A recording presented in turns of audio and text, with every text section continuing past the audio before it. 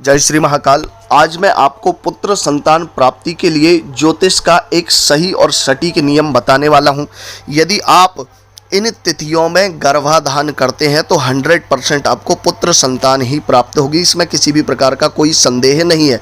तो चलिए सबसे पहले हम जान लेते हैं कि इसके लिए क्या क्या होना आवश्यक है।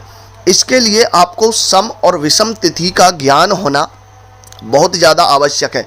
अर्थात ये सम और विषम जो तिथि है, जो सम और विषम दिन है, उनकी गणना स्त्री के मासिक धर्म से की जाती है। तो यदि हम सम दिन में गर्भाधान करेंगे, संभोग करके गर्भाधान करेंगे तो पुत्र उत्पन्न होगा, और विषम दिन में यदि गर्भाधान करेंगे तो कन्या उत्पन्न होगी। तो मैं आपको आपकी मोबाइल स्क्रीन पर जो व्हाइट बोर्ड आपको दिख रहा है, मैं इस पर आपको समझाता हूं कि इन सम विषम तिथियों को आप कैसे पता कर सकते हैं। तो बहुत आसान तरीका है, आप ध्यान से देखिए। जिस तारीख को स्त्री का मासिक धर्म आता है उसे पहला दिन कहा जाएगा। अब इससे 5 रात्रि गर्भाधान के लिए उत्तम नहीं होती, मतलब पहला दिन, दूसरा दिन, तीसरा दिन, चौथा दिन और 5वां दिन गर्भाधान के लिए नहीं होता है। अब इसके बाद 5 दिन का त्याग करके जो 6वां दिन है वह पुत्र संतान के लिए है, फिर 7वां जो रहेगा वह कन्या के लिए रहेगा, और 8वां फिर पुत्र के लिए रहेगा, 9वां कन्या के लिए, 10वां पुत्र के लिए, 11वां कन्या के लिए, 12वां पुत्र के लिए, 13वां कन्या के लिए, 14वां पुत्र के लिए, 15वां कन्या के लिए, और 16वां जो दिन रहेगा मासिक धर्म का वह पुत्र के लिए रहेगा। और 16 दिन के बाद गर्भ ठहरने की उम्मीद काफ़ी कम हो जाती है।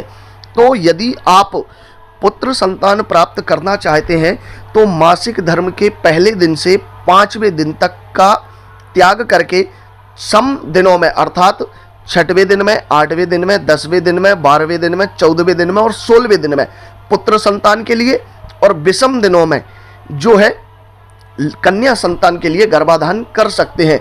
लेकिन इसमें भी एक और विशेष बात ध्यान रखना चाहिए कि स्त्री का जो मासिक धर्म है उसके बाद जब आप गर्भाधान कर रहे हैं तो गर्भाधान का जो पक्ष होना चाहिए वह शुक्ल पक्ष होना चाहिए। जी हाँ, शुक्ल पक्ष। इस बात को आपको विशेष ध्यान रखना है कि जो वो पक्ष रहेगा वह पक्ष जो है शुक्ल पक्ष होना चाहिए। शुक्ल अर्थात जिसमें चंद्रमा बलवान होता है। अमावस्या के बाद से लेकर पूर्णिमा तक का यह समय होना चाहिए। उसके बाद यदि इसमें आपको पुरुष दिन मिल सके, जैसे बुधवार, गुरुवार, रविवार और मंगलवार, यदि सम तिथियों में ये बार यदि आपको मिल रहे हैं तो 100% आपको पुत्र संतान ही प्राप्त होगी। इसमें किसी भी प्रकार का संदेह नहीं है, किसी भी प्रकार का संदेह नहीं हो सकता। लेकिन इसमें एक बात आपको विशेष यह ध्यान रखनी पड़ेगी कि यदि मासिक धर्म किसी भी महिला का रात्रि 12 से यदि पहले आ जाएगा तो आज जिस दिन आया रात्रि 12 से पहले वह दिन पहला मान लिया जाएगा, और यदि रात्रि को 12 के बाद आता है तो फिर कल का दिन ही पहला दिन माना जाएगा।